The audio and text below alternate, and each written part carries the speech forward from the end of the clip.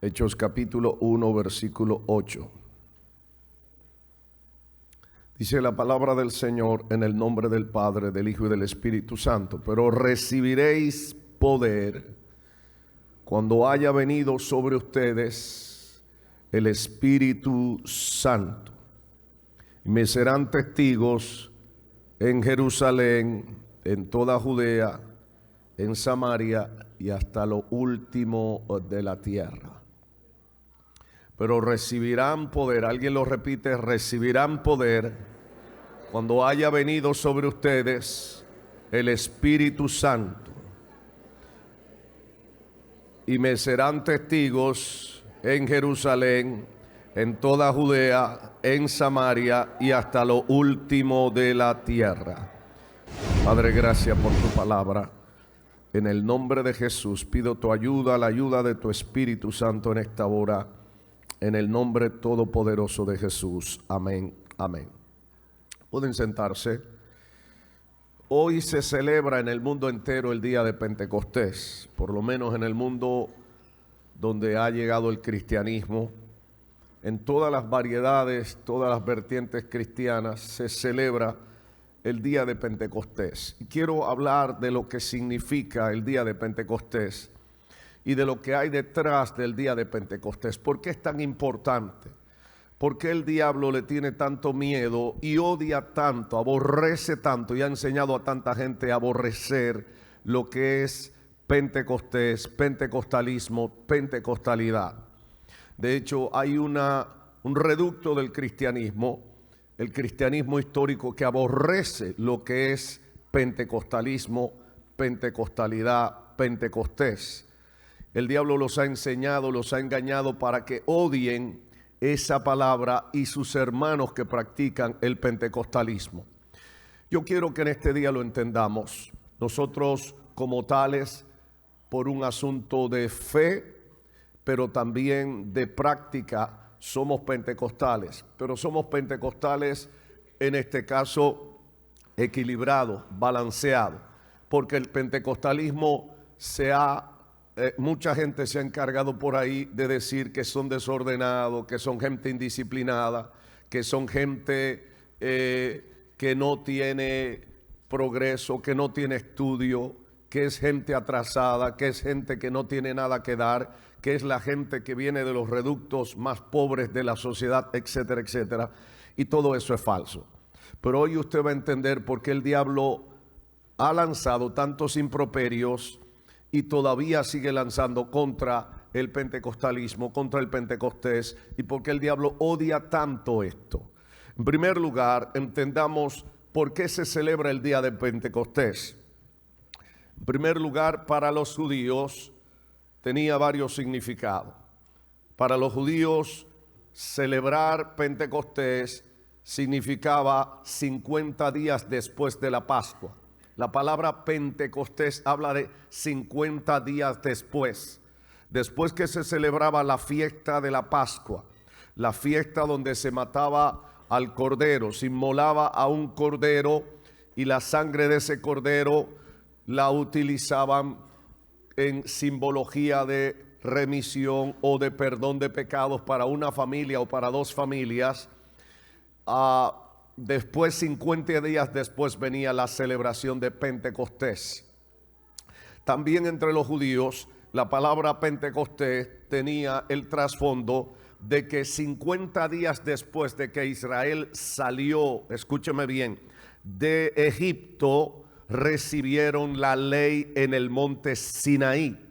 Y esto es el trasfondo de Pentecostés. 50 días después de salir de la esclavitud, en el monte Sinaí reciben las tablas de la ley y allí nace lo que ellos llaman el judaísmo. Entonces, Pentecostés tiene una connotación, entre otras cosas, de revelación o iluminación, porque el pueblo judío recibió las tablas de la ley 50 días después de haber recibido o de haber salido de Egipto.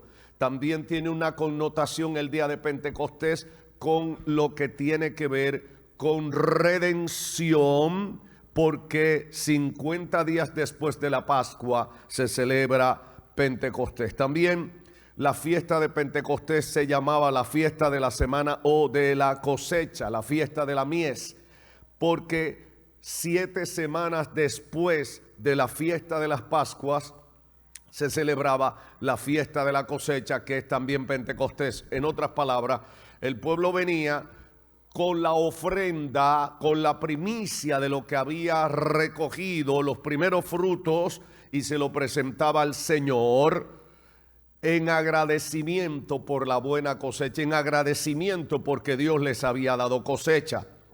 También entonces entendemos que Pentecostés tiene como significado cosecha. Ahora vaya notando todos estos trasfondos. Pentecostés significa cosecha.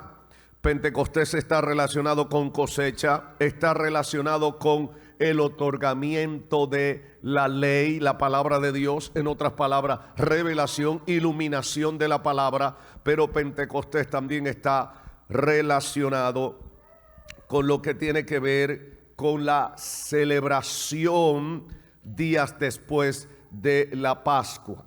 Ahora, en el Nuevo Testamento, Pentecostés cobra otra connotación. Y esta connotación aparece en el libro de los Hechos, capítulo 2, cuando se derrama el Espíritu Santo. Esto estaba anunciado en el Antiguo Testamento y ya Dios venía hablando de lo que sucede cuando hay derramamiento del Espíritu Santo.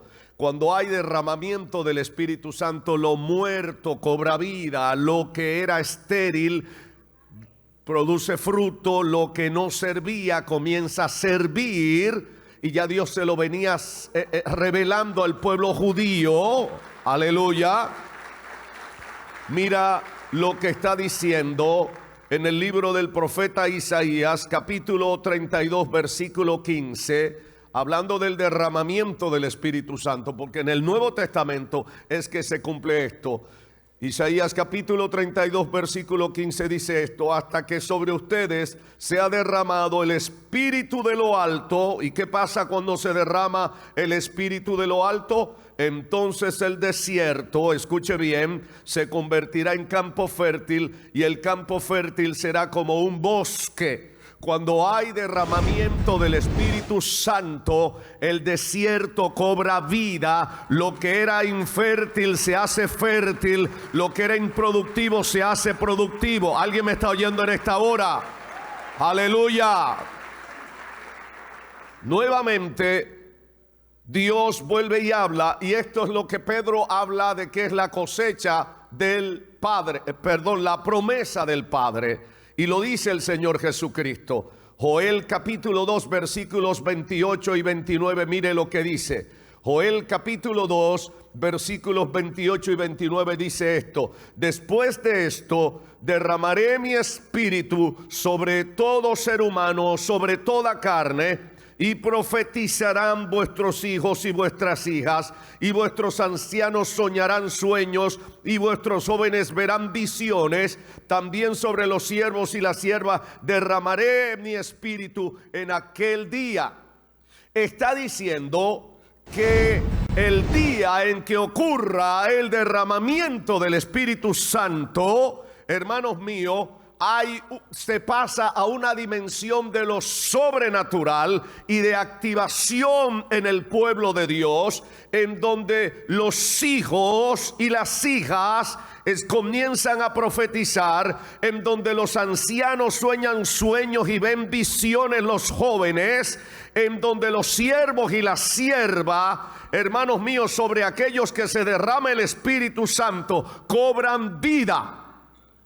Y esto se cumple en Hechos capítulo 2, cuando habla, Hechos capítulo 2, leyendo desde el verso 1, mire lo que está diciendo.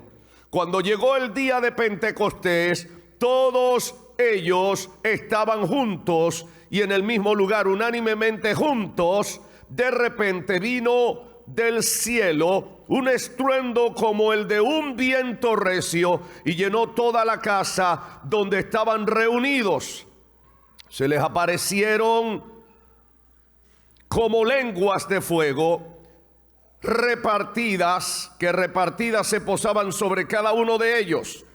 Todos fueron llenos del Espíritu Santo y comenzaron a hablar en otras lenguas según el Espíritu Santo les daba que hablasen. Ese día verifica el Señor, testifica el Espíritu Santo y hablan los apóstoles, hubo el derramamiento prometido del Espíritu Santo. Y ese día cambió la historia. Ese día, escúchame bien, nace la iglesia. La iglesia nace un día como hoy. La iglesia nace un día como hoy, día de Pentecostés. Por ende y por definición, la iglesia tiene que ser pentecostal. Tiene que ver con Pentecostés, está conectado con la pentecostalidad. Por definición, la iglesia nace un día de Pentecostés, por lo tanto, tiene que ver con la pentecostalidad, con el pentecostalismo, con Pentecostés. Ahora, ¿por qué el diablo aborrece tanto esto? ¿Por qué nuestros hermanos de iglesias históricas y algunos bautistas, muchos bautistas, hermanos, desprecian a los pentecostales?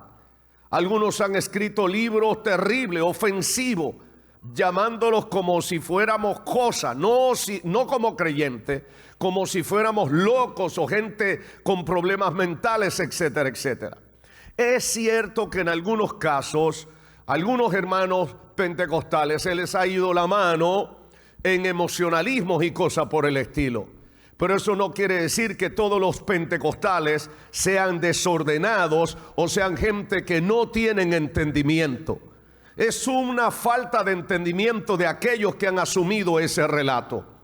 En segundo lugar, una de las cosas que debemos entender es que algo hay entre los pentecostales que no hay entre los otros.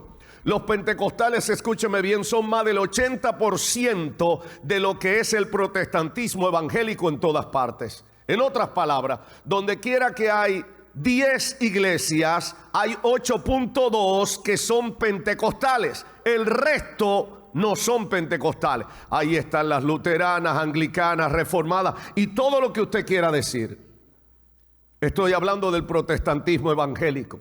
¿Qué es lo que ha pasado? El pentecostalismo resurge a partir de 1906, 1907 por ahí. No es que desapareció, siempre ha habido desde Hechos capítulo 2 derramamiento del Espíritu Santo.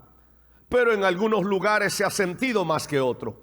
Pero a partir de 1906, 1907 ha habido una detonación que ha pasado a ser algo tremendo. Ha puesto, hermano, en el ojo público y ha puesto en la palestra pública al cristianismo evangélico por todas partes. Los pentecostales, uno de sus grandes aportes es que han hecho famoso el nombre evangélico por todas partes. ¿Alguien me está entendiendo en esta hora? La gente conoce realmente a los evangélicos por los pentecostales, porque en cada sector de Latinoamérica o del mundo, de cada 10 iglesias, escúcheme bien, 8.2 son pentecostales. Porque el diablo odia tanto a los pentecostales y no quiere saber de Pentecostés, etcétera, etcétera. ¿Por qué? Porque ya hemos visto, la Biblia relaciona Pentecostés, pentecostalismo y pentecostalidad. Número 1, con iluminación. Número 2, lo relaciona con derramamiento del Espíritu Santo. Número 3, lo relaciona con cosecha. Las iglesias pentecostales son las que tienen la mayor cosecha de almas que estaban perdidas y que puede decir cada una de esas personas como aquel hombre que era ciego. Yo solo sé que yo era ciego, pero ahora veo. Yo era un impío, pero ahora soy de Cristo. ¿Alguien me está oyendo en esta hora? Y voy a decir más. La mayoría de las iglesias de nuestros hermanos que aborrecen el pentecostalismo están llenas de pseudos ex-pentecostales. O sea, no solamente las iglesias pentecostales ganan gente para ello y para retener para ello, sino para darle a las otras iglesias. ¿Alguien me está oyendo en esta hora? Algo hay. Veamos entonces qué es lo que hay. Veamos por qué Jesús le dice a sus discípulos y le da la orden de la gran comisión. En el libro de los Hechos, en el libro de Marcos, capítulo 16, desde el versículo 16, mire lo que le está diciendo. Marcos capítulo 16, versículos 16 y 17. Jesús da esta orden. Veamos desde el 15 para que se entienda mejor. Dice, y les dijo, id por todo el mundo y predicad el evangelio a toda criatura. Verso 16, el que creyere y fuere bautizado será salvo, mas el que no creyere será condenado. Ahora mira lo que dice entonces el versículo 17. Y estas señales seguirán a los que creen. ¿Hay alguien aquí que ha creído el evangelio de Cristo? ¿Hay alguien que ha creído el evangelio de Jesucristo? Pues mira lo que dice acá. Estas señales seguirán a los que creen. En mi nombre, ¿qué pasa? Echarán fuera demonios, hablarán nuevas lenguas. Versículo 18. Tomarán en las manos serpientes y beberán, y si bebieren cosas mortíferas, no les hará daño. Sobre los enfermos pondrán sus manos y sanarán. Esto las iglesias pentecostales lo creen a rajatabla. Las otras iglesias dicen que ellos creen, pero no lo creen. Y dicen que todo eso pasó, ya eso cesó, y de ahí se habla de la teología cesacionista. Ya Dios no sana, ya Dios no hace esto, dicen ellos. Y buscan 20,000 justificaciones para hablar de un Dios paralítico, de un Dios que no se mueve, de un Dios que no hace, de un Dios que no sana, que no liberta, que no transforma. Pero los pentecostales creemos que Dios es el mismo ayer, hoy y por los siglos.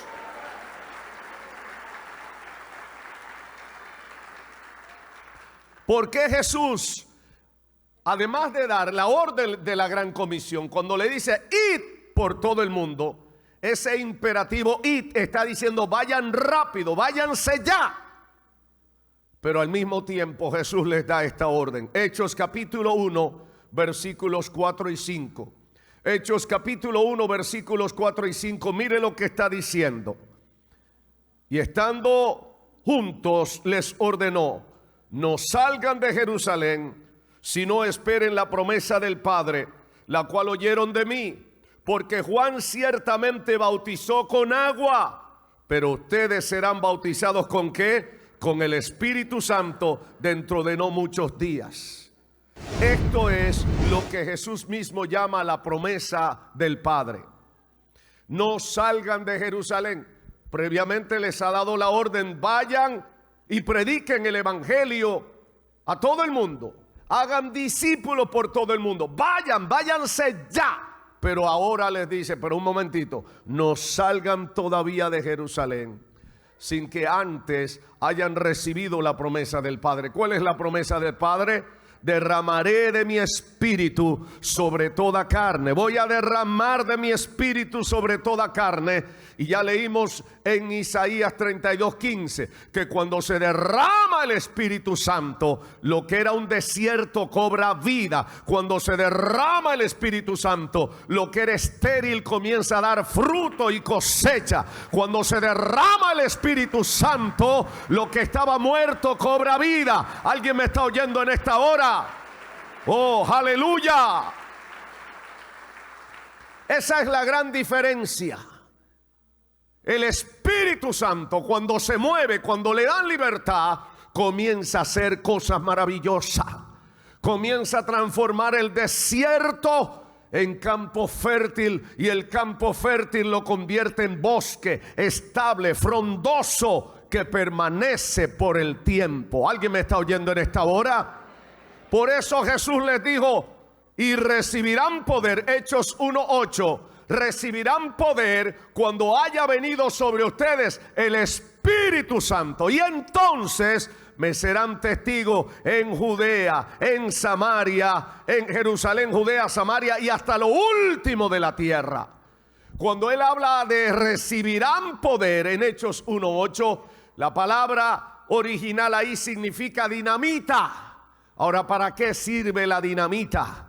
Hermano, con dinamita se deshace toda una montaña. Con dinamita se calan túneles enteros. Con dinamita se derriban edificios, se derriban, hermano, muros impenetrables. La dinamita los deshace. Y si la dinamita que fabrican los hombres es poderosa, la dinamita que viene del Espíritu Santo es más poderosa para derribar las fortalezas del diablo, para deshacer las obras del diablo. ¿Alguien me está oyendo en esta hora? ¡Aleluya! Amados míos, la Biblia dice que nuestra lucha no es contra carne ni sangre, sino contra principados, contra potestades, contra ejércitos espirituales de maldad. Estamos peleando no con personas humanas. Nuestra batalla es contra ejércitos de demonios, contra potestades, principados, en otras palabras, contra ejércitos que tienen muchos de ellos alta graduación, altos rangos en el mundo espiritual para hacer maldad. Y a eso no lo podrás enfrentar, no te podrás enfrentar a eso con tus habilidades humanas, con tus capacidades humanas solamente. Necesitamos ser revestidos del poder del Espíritu Santo. ¿Alguien me está oyendo en esta hora? Yo sé que clásicamente se dice, sí, pero cada creyente desde que recibe a Cristo, recibe el Espíritu Santo. Es cierto, Jesús lo dijo. Mi Padre y yo vendremos y haremos morada en Él, y el Espíritu Santo habitará en Él. Desde que alguien se convierta a Cristo, el Espíritu Santo viene a morar en ti. Pero una cosa es que more en ti y otra cosa es que sea derramado sobre ti. Son dos cosas diferentes. ¿Dónde está la diferencia? En que lo que está hablando el libro de los Hechos, capítulo 1, versículo 8, habla de un revestimiento de poder. Poder para hacer frente a las malicias del diablo. Poder para hacer frente a los ataques de las tinieblas. Poder para, hermano, servir con bondad, servir con dinamismo, servir con entusiasmo, servir con pasión en el reino de Dios. Quizás alguien me diga, entonces los otros hermanos que no tienen esto, no tienen pasión. No niego que la tengan, pero nunca es lo mismo ni es igual. De hecho, muchos de ellos desprecian ciertos dones que da el Espíritu Santo. Yo nunca me atrevería a despreciar toda dádiva que dé el Señor. Cualquier regalo o don que dé el Señor a su iglesia debe ser apreciado y bien administrado. Iglesia de Jesucristo, nunca caigas en la trampa de despreciar algún don que Dios te quiere dar. Aprécialo, deséalo, anhélalo. Debemos anhelar el derramamiento del Espíritu Santo en nuestras vidas. Aleluya. Oh, gloria a Dios. Ahora, ¿cuál es la diferencia? ¿Por qué no está ocurriendo esto con tanta vehemencia como en la antigüedad? Porque esta pregunta, a partir de esta pregunta, es que muchos se estacionan para establecer una teología cesacionista. Y dicen, ya eso no ocurre, eso era para que al nacer la iglesia tuviera impacto, pero una vez que se ha logrado el impacto ya no se necesita. Y esa teoría se parece mucho a la teoría deísta, de la filosofía deísta, que cree en un Dios que hizo el mundo, pero que luego se retiró y dejó el mundo solo. Ese es un Dios caprichoso, ese es un Dios irresponsable, pero el Dios de la Biblia, el Dios al que nosotros le servimos, no es caprichoso, no es irresponsable. Él tiene cuidado de nosotros, Él tiene cuidado de su pueblo, Él tiene cuidado de su iglesia. Y lo que Él ha comenzado, la buena obra que Él ha comenzado, la va a perfeccionar. Ese es el orden de Dios. ¿Alguien me está oyendo en esta hora? ¡Aleluya! Pero pastor, ¿por qué no ocurren los milagros que antes? Ya Jesús había profetizado algo. Él hace la pregunta, cuando regrese el Hijo del Hombre, ¿hallará fe en la tierra? En otras palabras, está profetizando que a su retorno, mientras más cerca esté su retorno, más grande será la incredulidad. Dice la Biblia que en un momento determinado Jesús retorna a su hometown, al pueblo donde él creció. Y dice que allí todo el mundo lo veía con desdén. Pero este no es el hijo del compay José y de la comay María. Pero ese muchachito lo conocemos nosotros. Ese muchachito, sí, hombre, y ahora viene de que él es el Mesías. Y que él hace milagros y cosas. Y dice la Biblia literalmente que allí no pudo hacer, sino no hizo muchos milagros por la incredulidad de ellos. ¿Sabe por qué en este tiempo no están ocurriendo tantos milagros como Dios quisiera? Y sobre todo en muchas iglesias. Bueno, la respuesta es simple: por la incredulidad de ellos. Y mientras más grande sea la incredulidad, y sobre todo si los pastores son los primeros que le están enseñando a la gente a aborrecer el Pentecostés, el pentecostalismo y la pentecostalidad, aborrecer ciertos dones del Espíritu Santo, es muy difícil que se manifieste Dios como quisiera manifestarse. ¿Alguien me está oyendo en esta hora? ¿Alguien le da un aplauso al Señor ahí donde está? Ahora observe que dije es muy difícil, no dije que es imposible, porque para Dios nada es imposible. Tan pronto nos volvemos a Él de todo corazón y gemimos delante de Él y le decimos: te anhelamos, te necesitamos, esta sequedad no la soporto, esta esterilidad no la soporto, queremos cosecha, queremos tu bendición, queremos tu presencia. Él va a responder a su pueblo y Él va a derramar su Espíritu Santo, y entonces habrá cosecha, y entonces el desierto se transformará en campo fértil, y el campo fértil se transformará en bosque fructífero y floreciente. Alguien glorifica al Señor. Aleluya.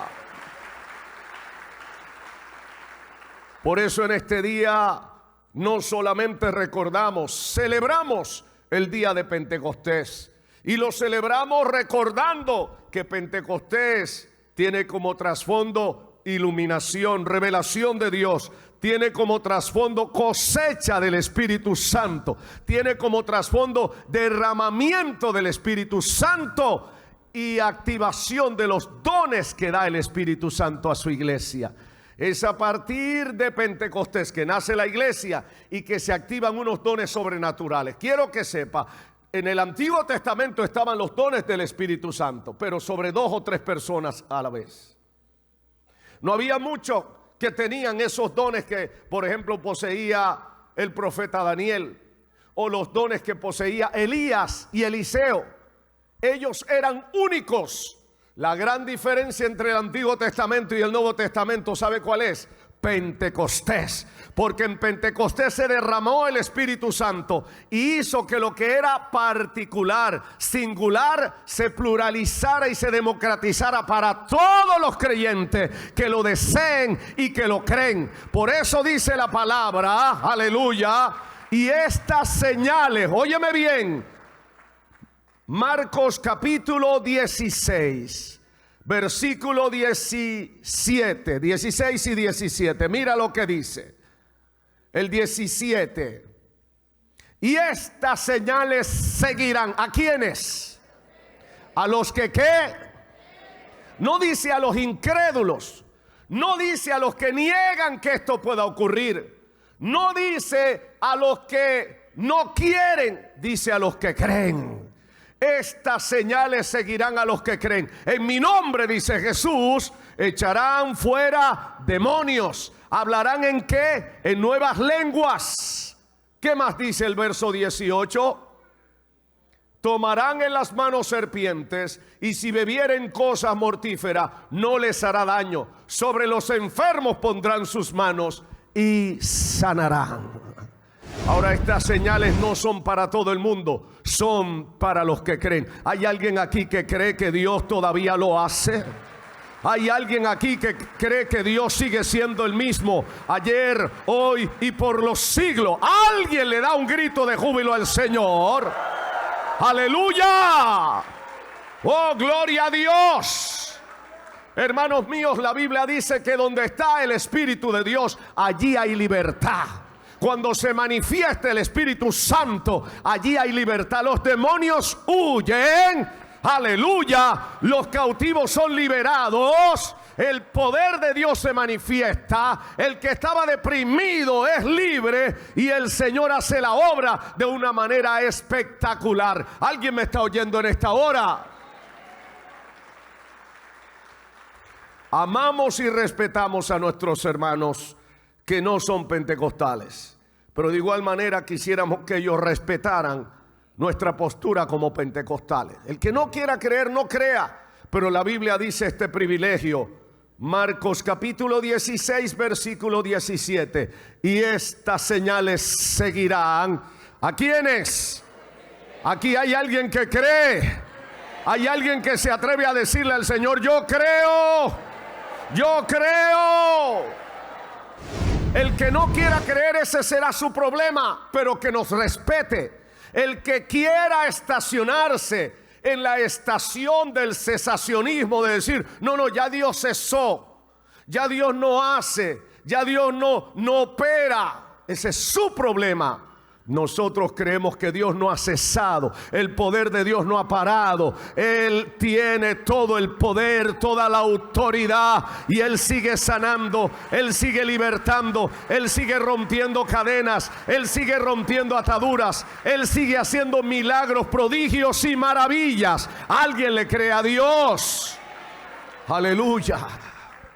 Algunos dicen burlescamente, tengo muchos amigos que no son pentecostales, y dicen: bueno, pero si Dios sigue sanando, ¿por qué alguien, decían por ejemplo de un hermano evangelista que ya partió con el Señor, por qué fulano de tal no va a los hospitales y allí sana a todos los que están en los hospitales? De la misma manera que Jesucristo no sanó a todos los que estaban enfermos en su tiempo cuando Él anduvo sobre esta tierra. ¿Alguien me escucha?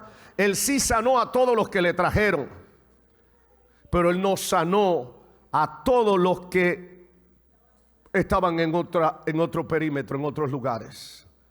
Sanó a los que le trajeron y creyeron. Amén. Ahora, ¿cuál es el problema? Marta y María, las hermanas de Lázaro, cuando muere Lázaro, Jesús llega y quieren regañar a Jesús. Lo están regañando y le dicen: Señor, si hubiera estado aquí, mi hermano no hubiera muerto. ¿Y sabe qué le dice Jesús? No te he dicho que si crees verás la gloria de Dios manifestada. Hermanos míos, el problema no es que los pentecostales son tal o cual. Y repito, admito que hay hermanos míos pentecostales que se le ha ido la mano y que algunos han rayado en el desorden. Pero eso no quiere decir que todo el pentecostalismo sea un desorden. Ahora, nosotros tenemos que estar preparados, porque cuando Dios se mete, Dios rompe los programas humanos, Dios rompe los parámetros humanos, y van a ocurrir cosas que escapan de nuestro control. Me encanta ese corito que dice que hay sanidad, liberación, se siente la bendición. Hay sanidad, liberación, se siente la bendición. Aleluya. Escúchame bien. La peor postura que puede tomar la iglesia de Jesucristo es asumir: ya Dios no sana, ya Dios está paralítico, ya Dios no obra, ya Dios no hace milagro. Esa es la postura más tonta, por no decir otra cosa. Es una falta de respeto a Dios. Respetamos a nuestros hermanos que inclusive buscan todas las teorías humanas habidas y por haber para tratar de justificar, pero la Biblia no les da apoyo en esto. La Biblia por todas partes habla de un Dios todopoderoso. Sí es verdad que la Biblia dice que estas cosas van a cesar cuando venga lo perfecto. ¿Cuándo venga lo perfecto? ¿Sabe cuándo será? Cuando Cristo venga. Cuando estemos en el cielo, no se van a necesitar ni milagros, ni hablar en lengua, ni nada de eso, porque todo será perfecto. ¿Alguien me está oyendo en esta hora? ¿Alguien me está oyendo? Aleluya.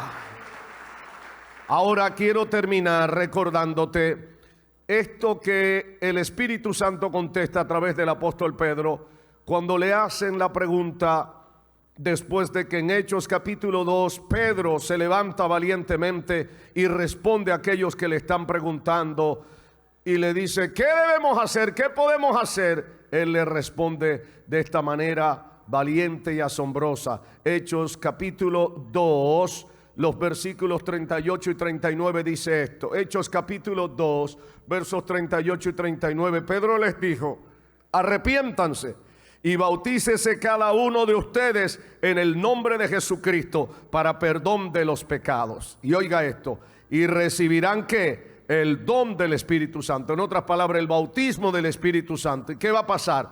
Porque para ustedes es la promesa, o sea, la gente que está en ese tiempo, para vuestros hijos, o sea, la generación que viene, y para todos los que están lejos, o sea, los que estaban fuera de Jerusalén, y para cuantos el Señor nuestro Dios llame. Ahora, yo quiero hacerle una pregunta. ¿Es usted alguien de los que sabe que ha sido llamado por el Señor?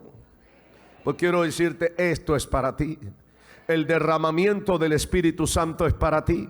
El derramamiento del Espíritu Santo es para cuantos creyeren, cuantos hayan sido llamados por el Señor y creyeren. Así que si has sido llamado por el Señor, alguien aquí ha sido llamado por el Señor lo ha salvado. Aleluya. Alguien ha sido salvado por el Señor. Eso es para ti. Pero además, porque hay gente que el Señor lo ha salvado, pero hay un requisito más: para los que creen. ¿Hay alguien aquí que cree?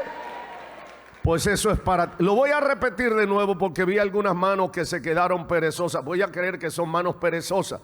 ¿Hay alguien aquí que cree, ha creído al Evangelio, ha creído a la promesa de Jesucristo? Entonces te tengo buenas noticias. El derramamiento del Espíritu Santo, el bautismo con Espíritu Santo y fuego es para ti. Los milagros del cielo son para ti. Lo que Dios ha prometido también es para ti. Para todos aquellos que creen, es lo que Dios ha prometido. Te pones de pie ahí donde estás.